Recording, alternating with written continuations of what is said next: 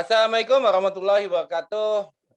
Apa kabar Bray semua? Hari ini kita membahas sama senior gue, mentor gue melalui buku-bukunya yang cukup dahsyat, terus juga gue salah satu fansnya sih sebenarnya. Walaupun sebenarnya agak-agak malu gue mengakuinya karena gue juga baru komunikasi sama dia juga gitu kan.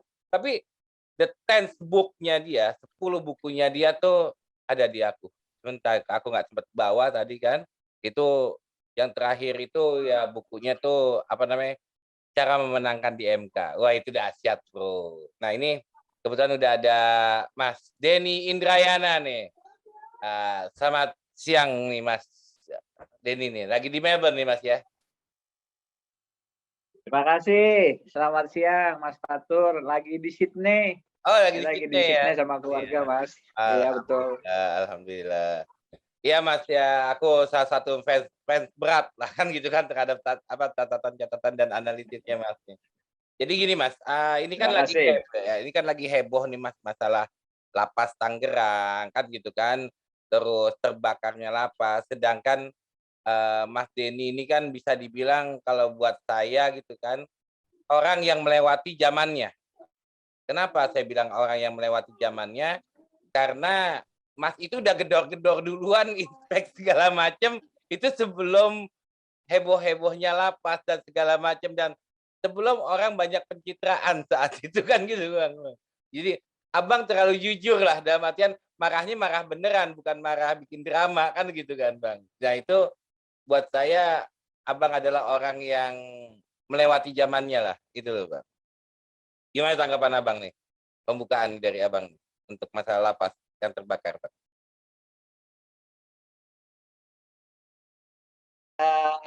Kalau terkait dengan lapas ya, Ya. yang dalam istilah awam juga disebut penjara biasanya, saya harus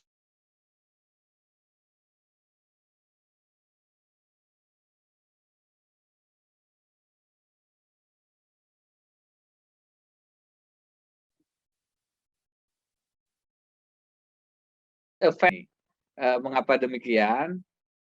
Karena banyak persoalan yang terjadi di lingkungan penjara kita, lembaga pemasyarakatan kita, rumah tahanan kita, yang menyebabkan apa yang tujuan ideal yang diharapkan dari sistem pemasyarakatan itu tidak berjalan.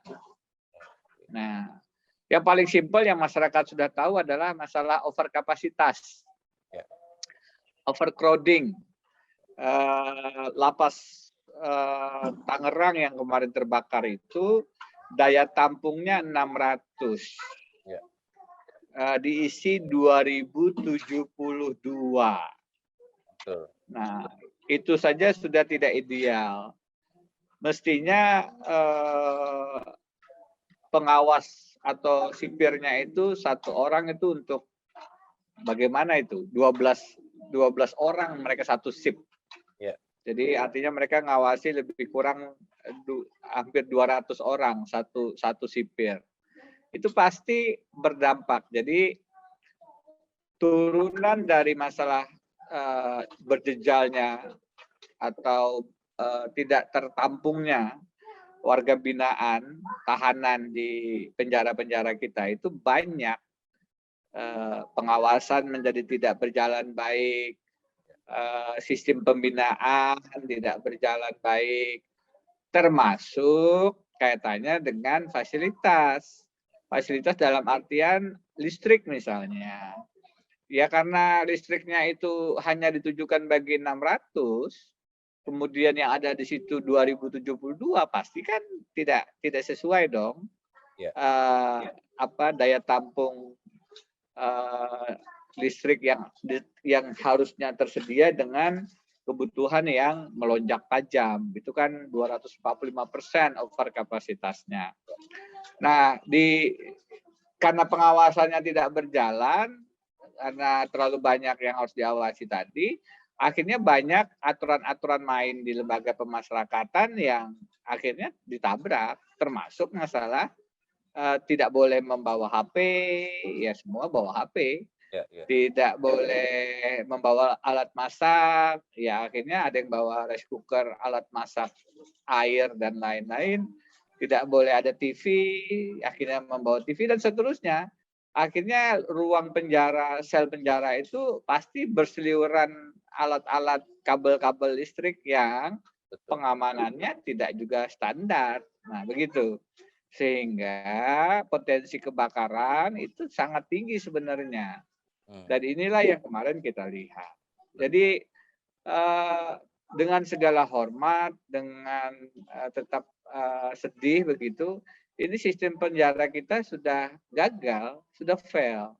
Kalau tidak ada perbaikan mendasar, maka ini tujuan ideal untuk menjadi lembaga pemasyarakatan sebenarnya tidak berjalan. Oke. Wah, ini berarti bisa dikatakan bahwa pelaksanaan terhadap sistem, pemasyarakatan itu udah nggak jalan dan banyak aturan yang ditabrak. Nah, kalau saya buka-buka nih Mas, ini maklum nih kita kan, apa namanya, jurnalis awam kan gitu kan.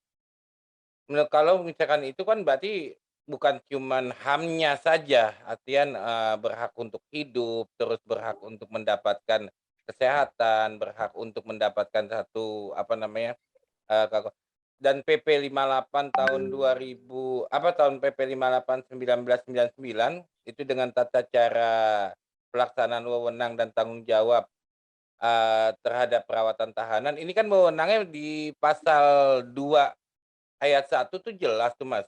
Wewenang ada pada menteri, ya kan? Dan kepada juga kepala lapas. Itu kan di apa namanya, ayat 2 apa, ayat 2 poin 2 ya. Terus juga di pasal 25-nya itu jelas kalau misalkan ada yang meninggal harus visum, terus pejabat yang terkait bertanggung jawab, biayanya oleh negara. Nah, ini kan dengan kasus yang ada segini, dengan aturan yang seperti ini, artinya kan ini tanggung jawab negara. Nah, aku pengen tanya nih sama Mas Denny yang, mantan ibaratnya, menteri ya, Wamendi Kemhan, ini gimana nih Mas tanggung jawab negaranya nih? Kan artinya kan ada 2 warga asing malah yang saat ini yang terpanggang dan terbakar di sana ini. Nah, ini kan mungkin saja juga mereka menuntut terhadap negara kita. Ini gimana nih Mas tanggapannya Mas Denny? Iya, ya tentu saja ya, karena lembaga pemasyarakatan itu berada di bawah koordinasi Direktorat Jenderal Pemasyarakatan dan itu sebenarnya dalam lingkup tugas Kementerian Hukum dan HAM, maka ada tanggung jawab negara di sana. Sebagaimana kecelakaan-kecelakaan yang merupakan tanggung jawab negara, ya tidak hanya tanggung jawab moral yang bisa ditunjukkan, Ya. tapi juga tanggung jawab hukum legal yang juga bisa dituntut kepada negara begitu.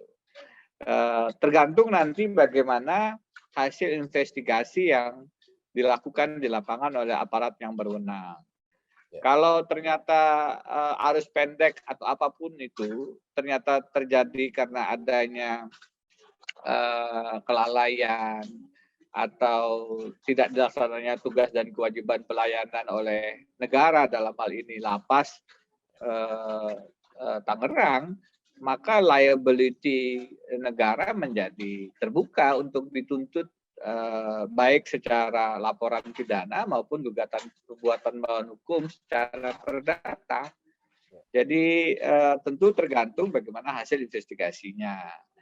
Tapi saya tidak terkejut kalau kemudian ditemukan di lapangan SOP, standar operating prosedur, juklak juknis penggunaan listrik di dalam sel itu memang tidak sesuai baku keamanan gitu, standar keamanan.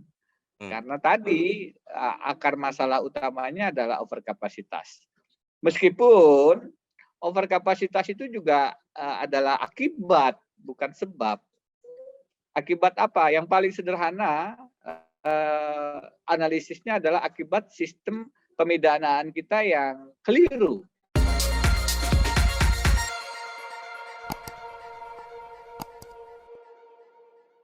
Putus tadi nih Mas. Iya, Mas. Iya, sorry, mohon maaf tadi keputus kayaknya teknis nih. Ya jadi Nggak kita apa-apa. ulang mohon maaf nih. Kita ulang, Mas, jadi aku ulang pertanyaannya ya, Mas, oke. Ya, Kalau kalau menurut kami, Mas, yang awam ini kan, apa namanya, kalau terjadi seperti lapas yang di Tangerang terbakar ini kan artinya nih ada kesalahan negara, ada, kelalaian yang, dilakukan oleh negara. Karena kalau saya mengacu kepada PP 58 tahun 1999, tata cara pelaksanaan wewenang dan tanggung jawab perolehan tahanan, ini kan wewenangnya di pasal 2 ayat 1 itu ada di pada menteri, dan yang pasal 2 ayat 2 sendiri itu ada kepala lapas. Dan kalaupun ada yang meninggal, itu di pasal 25-nya itu, pejabat terkait yang bertanggung jawab dan dibayarkan keseluruhan mulai dari pemakaman segala macam ditanggung oleh negara. Nah ini, Mas Denny ini yang mantan wamen ya, Kumham ini gimana nih tanggapannya nih, Mas? iya. Kebakaran di Lapas Tangerang tentu harus dilakukan investigasi, penyelidikan menyeluruh, apa penyebabnya, dan dari sana kemudian baru bisa diambil kebijakan siapa yang bertanggung jawab dan bagaimana bentuk pertanggungjawaban itu. Ya, Eh, Pasti kita semua paham bahwa apa-apa yang terjadi di lapas karena itu merupakan fasilitas negara adalah tanggung jawab negara. Dalam hal ini Direktorat Jenderal Pemasyarakatan yang ada dalam lingkungan Kementerian Hukum dan Hak Asasi Manusia.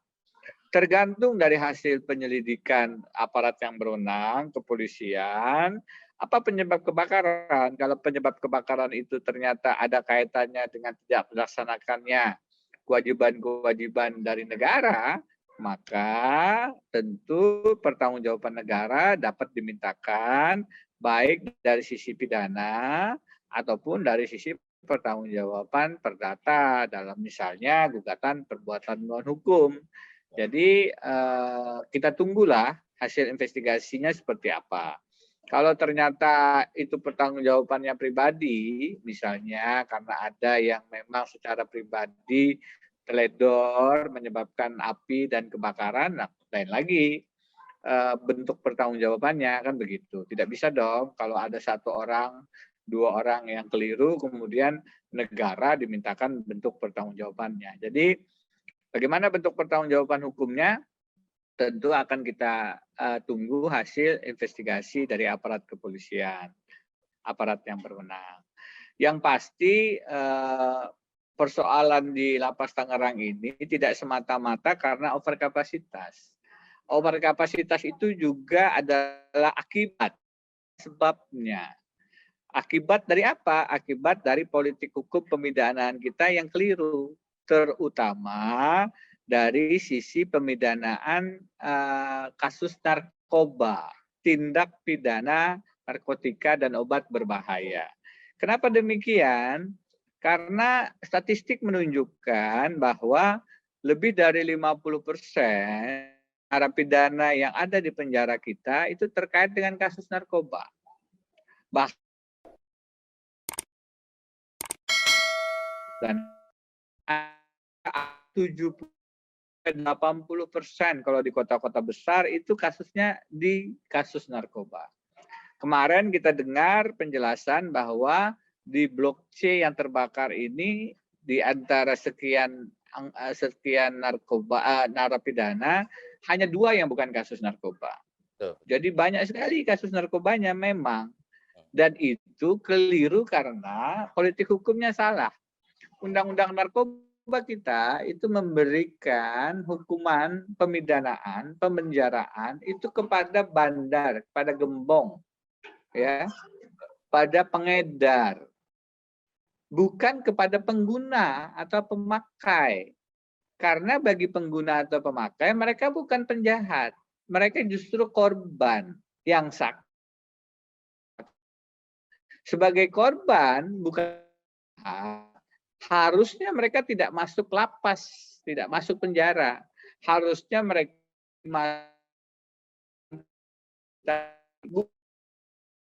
tetapi disehatkan menyelamatkan. Kalau dibawa ke penjara, pengguna atau pemakai yang pada prinsipnya adalah korban ini justru makin parah.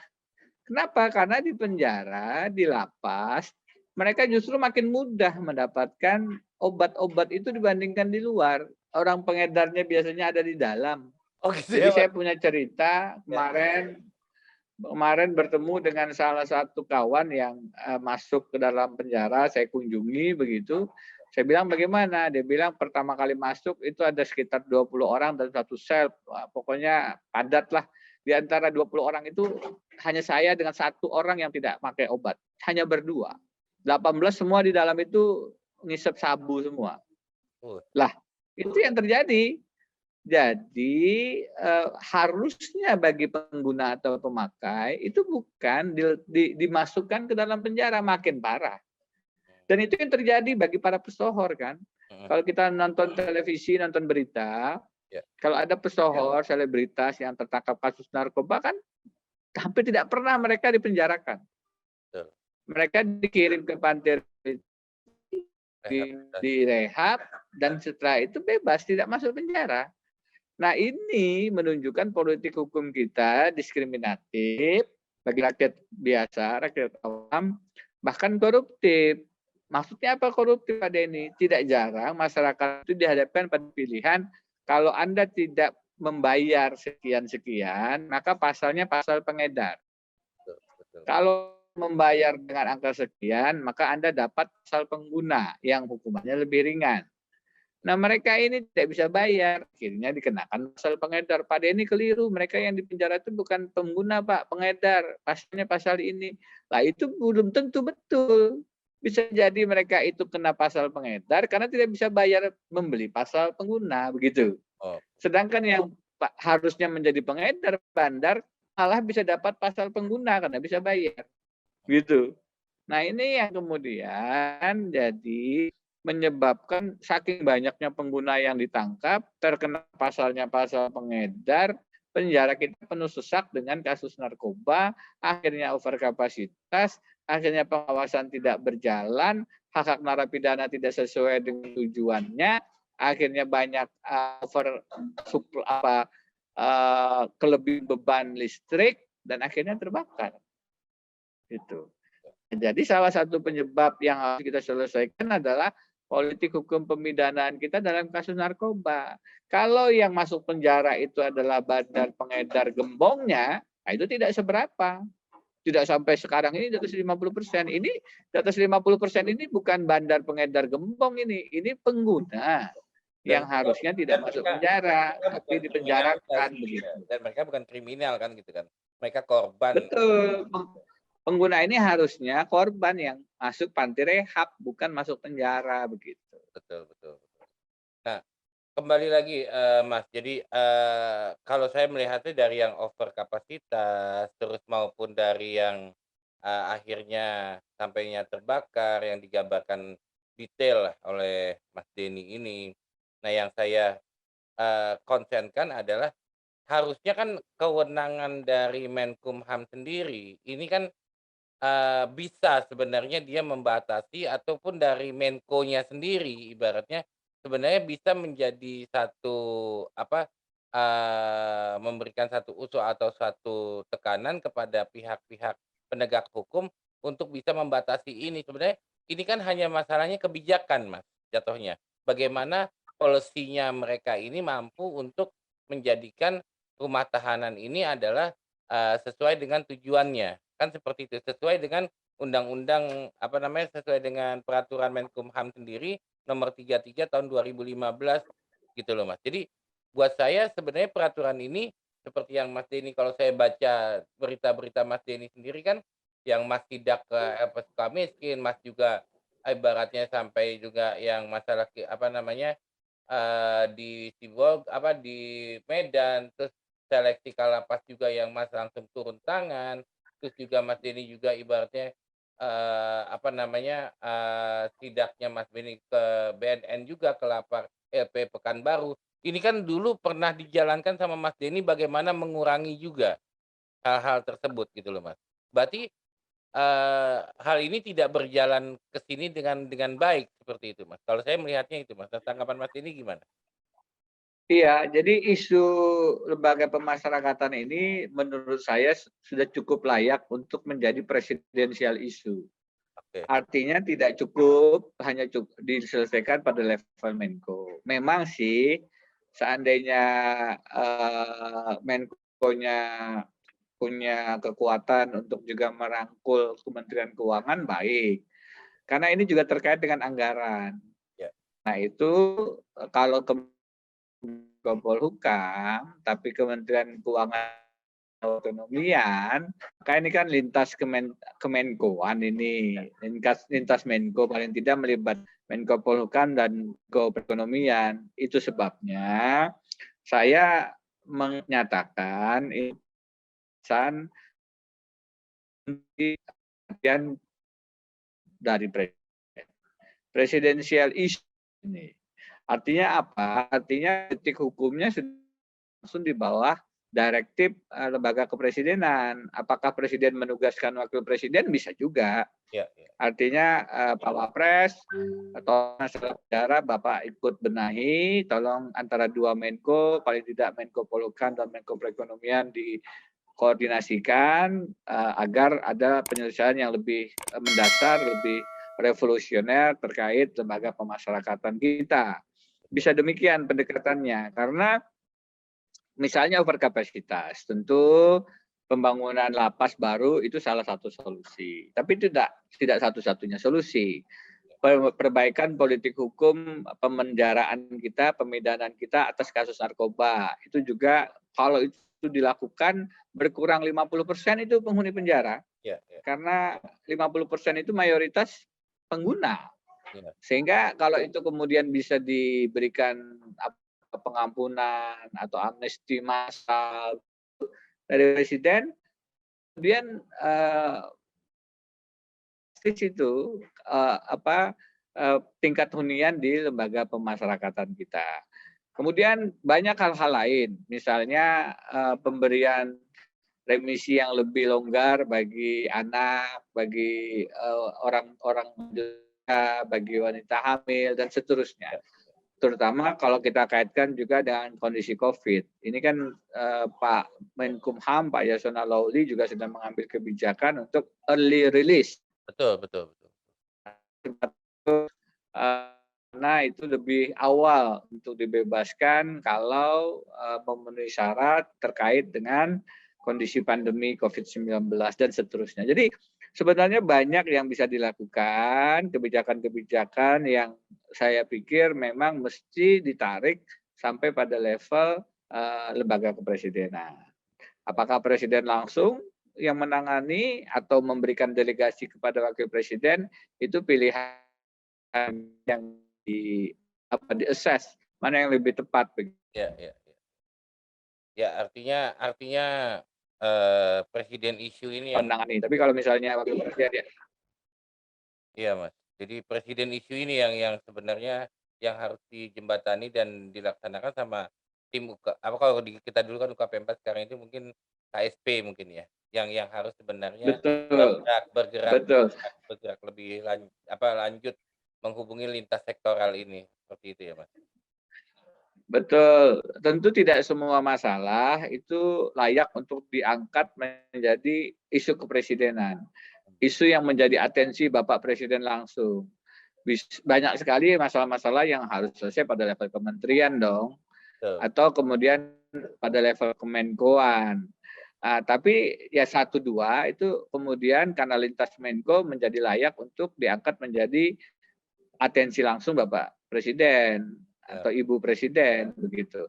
Nah, saya berpendapat bahwa masalah lembaga kepemasyarakatan kita yang sudah sekarang ini failed, Ya. sudah menjadi sistem yang gagal, itu layak untuk disehatkan, layak untuk dipulihkan, langsung menjadi perhatian Bapak Presiden begitu. Ya. Jadi intinya bahwa sistem lapas maupun penanganan hukum yang terlalu lebih kepada pemenjaraan kan gitu kan, kasus-kasus kecil, kasus-kasus ya kayak yang nyolong ayam lah, yang ini yang harus bisa diselesaikan ini kan menjadi satu kasus karena ya kita sendiri tahu bahwa hukum kita ini kan bukan Anglo-Saxon tapi kan kontinental kan gitu kan, Mas. Jadi ini harus ada revolusi, politik pemidanaan lah kalau kalau saya membacanya dari Mas ini, politik politik pemidanaan yang harus dirubahkan seperti itu. Nah, kira-kira kalau dari Mas Denny sendiri nih sebagai, ya dari pasti udah ada kajian-kajian lah dengan dari Indrayana Center sendiri pasti sudah punya kajian lah. Bagaimana sebenarnya pemidanaan yang baik, bagaimana sebenarnya, lapas ini yang pemasyarakatannya sendiri ini bagaimana sebenarnya saya yakin dari Indrayana Center pasti dari Mas Denny sendiri udah punya solusi-solusi yang baik. Nah, pertanyaannya saya adalah, kalau memang misalkan, kami ya, ibaratnya dari masyarakat umum, ini mendesak kepada, Menko, kepada Presiden untuk ini menjadi isu, isunya Presiden yang harus segera dilaksanakan, solusi apa yang bisa kita berikan, Mas, kepada mereka, Mas, sebagai pemegang kebijakan, Mas? Iya, kalau kemudian ini diangkat menjadi isu kepresidenan, artinya langsung mendapat atensi dari lembaga kepresidenan, sudah banyak kajian bagaimana reformasi lembaga pemasyarakatan kita perlu dilakukan. Banyak usulan-usulannya, tergantung dengan assessment kondisi sekarang, tergantung dengan kemampuan fiskal keuangan kita bagaimana. Misalnya ada usulan tentang kelembagaan, bahwa tidak cukup pada level dirjen, tapi ini badan yang langsung berada di bawah presiden dan seterusnya.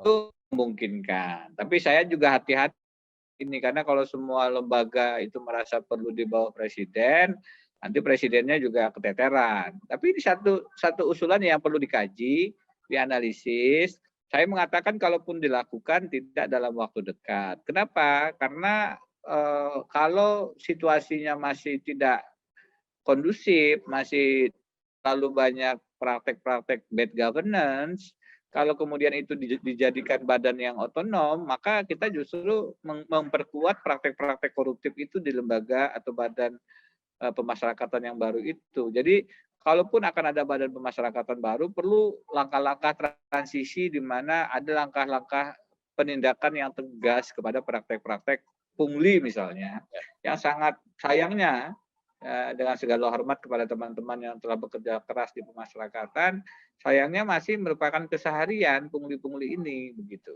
Kenapa ya tadi karena Walaupun ada overkapasitas, siberpungli ya, walaupun ada siberpungli ya saat ini kan gitu kan.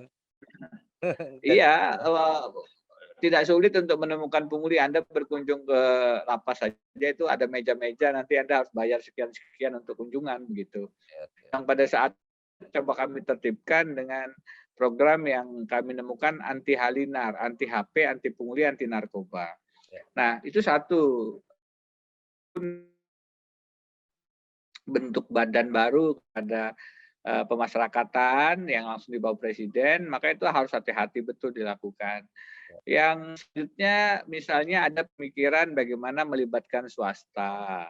Hmm. Di Australia misalnya, sekarang saya lagi di Sydney, ya ada swatanisasi lapas. Jadi lapas itu dikelola, dijalankan oleh lembaga private, perusahaan swasta. Ya. Dan itu memungkinkan begitu, sehingga itu juga bisa menjadi salah satu solusi yang bisa dilakukan untuk ke depan. Tentu perlu revisi RUU Pemasyarakatan. Nah, cara undang-undang pemasyarakatan sekarang sudah ada di DPR dan sudah sebenarnya memasuki tahap akhir. Tapi karena ada pasal-pasal yang nyelinap gitu, ada pasal yang ingin membatalkan PP 99 misalnya. Ya. Ini kan PP yang disebutkan disiapkan oleh kami. Ya. Padahal ya tentu saja kami ini kan tidak bisa menerbitkan PP begitu. Tapi beberapa narapidana, tindak pidana khusus yang transnasional seperti korupsi, narkoba, terorisme, itu memang berdasarkan PP 99 2012 ini syarat untuk mendapatkan remisinya, hak-haknya memang lebih sulit, Betul. memang lebih diperketat begitu. Bukan tidak ada. Ini ada yang kadang-kadang keliru mengatakan tidak Lebih punya rigid, hak, Mbak, lebih dihilangkan rigid. haknya. Ya. Padahal tidak demikian. Padahal hak remisi dan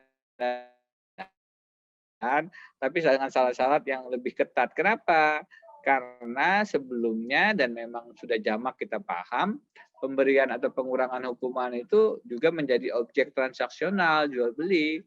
Sehingga kita ambil langkah-langkah pencegahan salah satunya dengan memperketat syarat pemberian hak narapidana untuk tindak pidana khusus transnasional itu misalnya mesti justice collaborator dan seterusnya. Jadi kalau konsep perapihan, perbaikan, lembaga pemasyarakatan sudah banyak.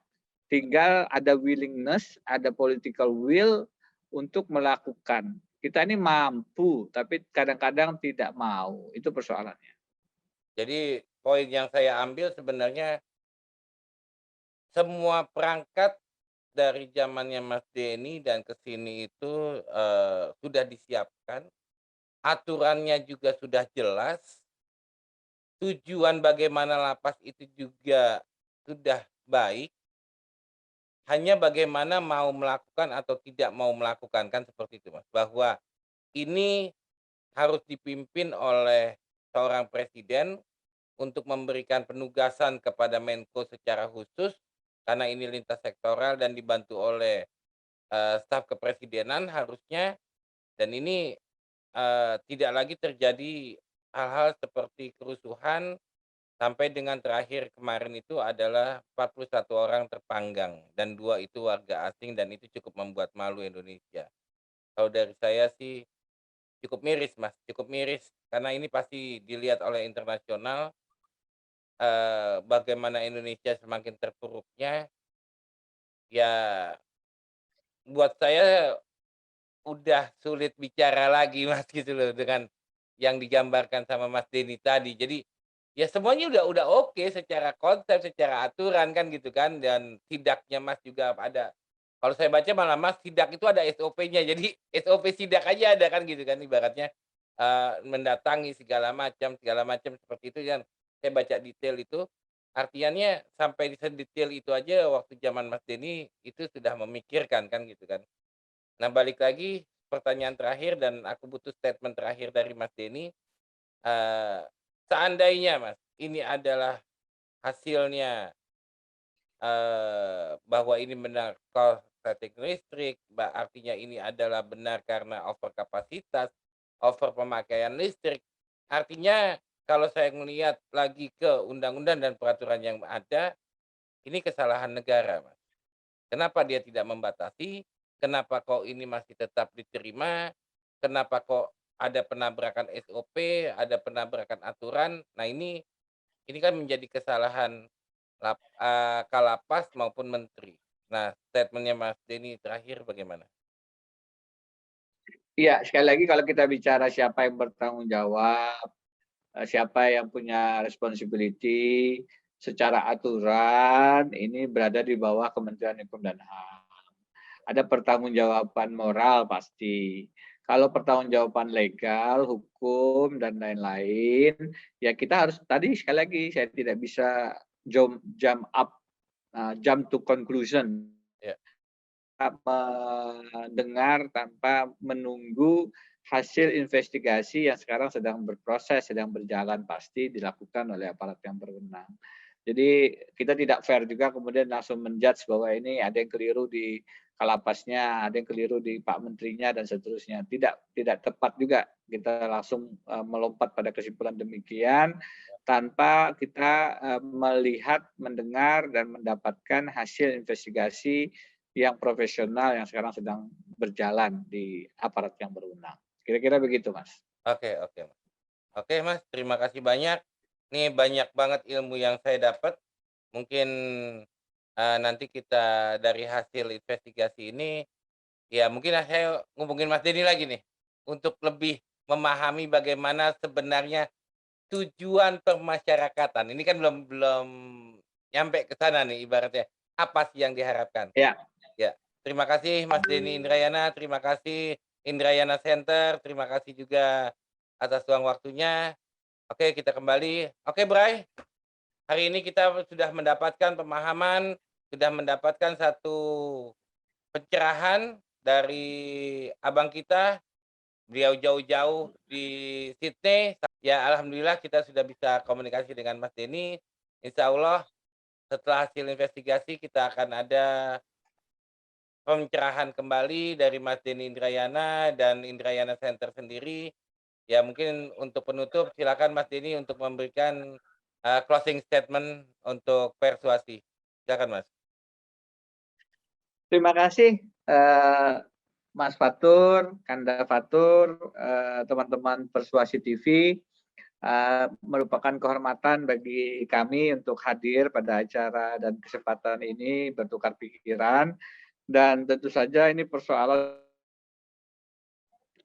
klasik yang otokritik kepada diri saya sendiri.